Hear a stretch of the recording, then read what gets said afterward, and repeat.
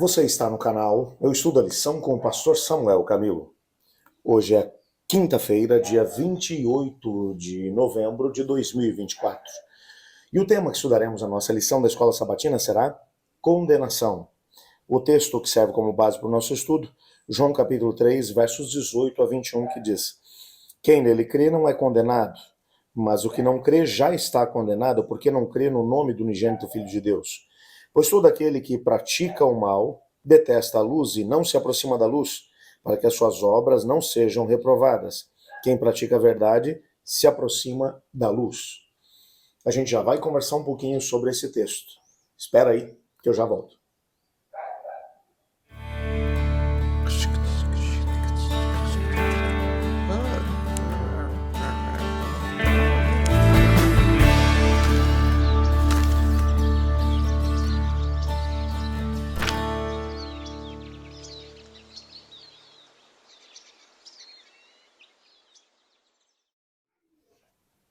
Desde que a rebelião chegou aqui no nosso planeta, que a única maneira que temos de vencer as forças espirituais do mal nas regiões celestes é estarmos profundamente alicerçados sobre a Bíblia, a palavra de Deus, e ao mesmo tempo, é claro, andando com Cristo Jesus.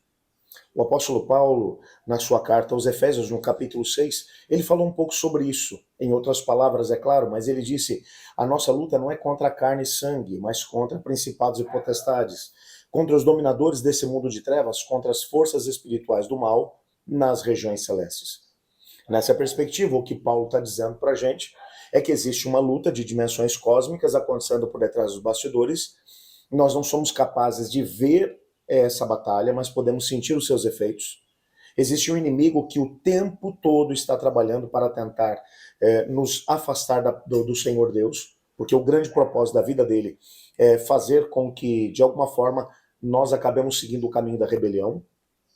E ele sabe que enquanto estivermos com o Senhor, usando as armas que o Senhor coloca à nossa disposição, nós conseguiremos a vitória sobre as suas tentações.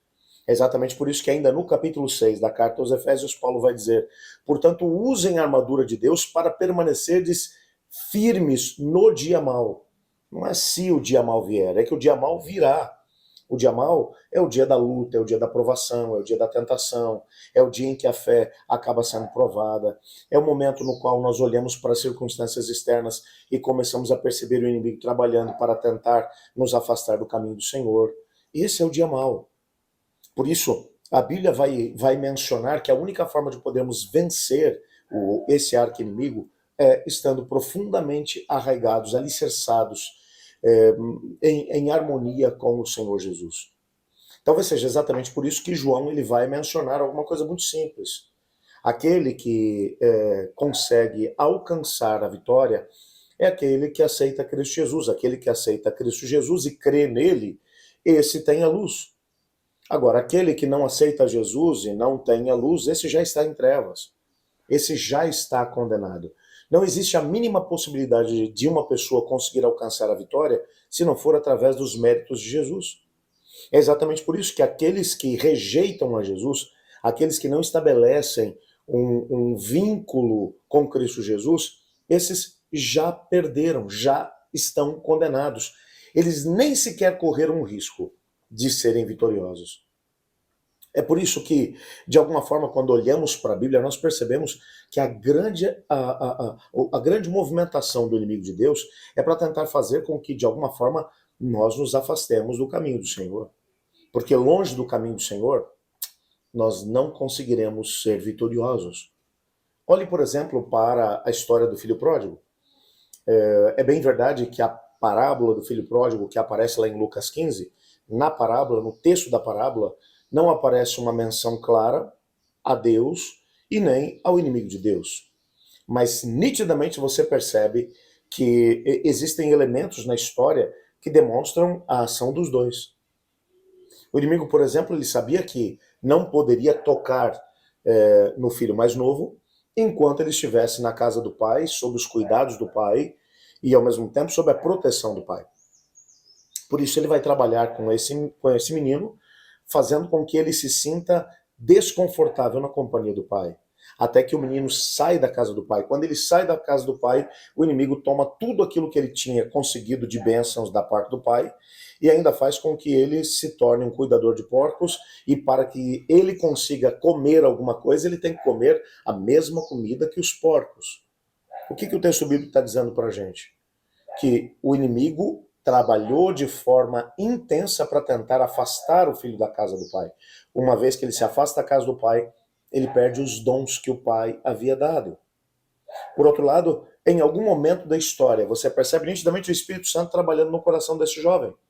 Porque ele vai dizer, ou o texto bíblico vai mencionar, e ele caindo em si. Ninguém pode cair em si e perceber a bobagem que está fazendo longe de Deus, a não ser pelo Espírito Santo do Senhor, que é quem nos convence do pecado, da justiça e do juízo.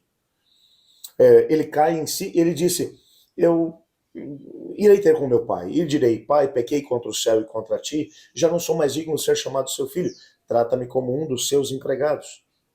E ele agora vai até o pai, ensaiando o discurso. Quando ele chega, ele nem consegue fazer o discurso, porque quando o pai vê que ele está voltando, o pai o abraça, o protege, dá-lhe roupas limpas, sandálias nos pés, o anel que só o filho poderia ter. Ele traz o filho de volta para a sua proteção. Por isso, você percebe que o que João está dizendo, que aquele que não está em Cristo, aquele que não crê em Cristo já está condenado, ele está em trevas, é porque não existe a possibilidade de conseguirmos vencer as forças espirituais do mal nas regiões celestes, se não for pelo poder do Espírito Santo de Deus, pelo poder de Jesus. É por isso que somos incentivados a viver uma experiência de comunhão com Deus, na certeza de que o Senhor Deus, do tempo certo, e ao mesmo tempo a cada momento, ele nos protegerá. E no dia em que essa grande rebelião terminar, nós seremos chamados de filhos de Deus. Porque cremos em Cristo Jesus, porque andamos com ele, porque nas batalhas que travamos contra as forças espirituais do mal, nós o fizemos com as armas espirituais que Cristo Jesus nos deu. Estabeleça a sua vida ao lado de Jesus. Ore comigo. Obrigado, Pai, por tua palavra e pela certeza que temos que nos amas. Ajuda-nos a vivermos em comunhão contigo e a podermos experimentar, de alguma forma, aquilo que é o teu propósito para a nossa vida. Nos colocamos em tuas mãos. Em nome de Jesus. Amém. Eu estudo a lição e você?